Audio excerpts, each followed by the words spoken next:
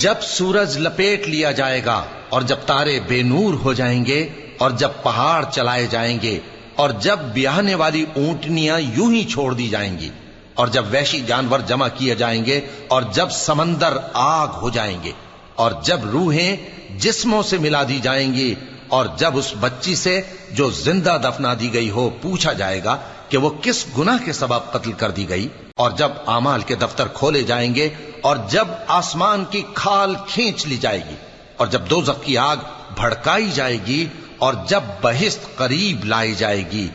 تب ہر شخص معلوم کر لے گا کہ وہ کیا لے کر آیا ہے۔ میں ان ستاروں کی قسم کھاتا ہوں جو پیچھے ہٹ جاتے ہیں اور جو سیر کرتے اور غائب ہو جاتی ہیں، اور رات کی قسم جب وہ پھیلنے لگتی ہے، اور صبح کی قسم جب وہ نمودار ہوتی ہے، کہ بے شک یہ قرآن اس فرشتہ عالی مقام کا سنایا ہوا پیغام ہے جو صاحب قوت ہے، مالک عرش کے ہاں اونچے درجے والا ہے، سردار ہے، ساتھ ہی امانت دار ہے۔ اور مکے والو، تمہارے رفیق یعنی ہمارے پیغمبر صلی اللہ علیہ وآلہ وسلم دیوانے نہیں ہیں، اور بے شک انہوں نے اس فرشتے کو آسمان کے کھلے کنارے پر دیکھا ہے، اور وہ غیب کی باتوں کے ظاہر کرنے میں بخیل نہیں، اور یہ کسی شیطان مردود کا کلام نہیں ہے۔ پھر تم لوگ کدھر جا رہے ہو؟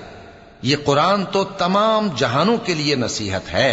یعنی اس کے لیے جو تم میں سے سیدھی راہ چلنا چاہے، اور تم لوگ کچھ بھی نہیں چاہ سکتے مگر وہی جو اللہ رب العالمین چاہے۔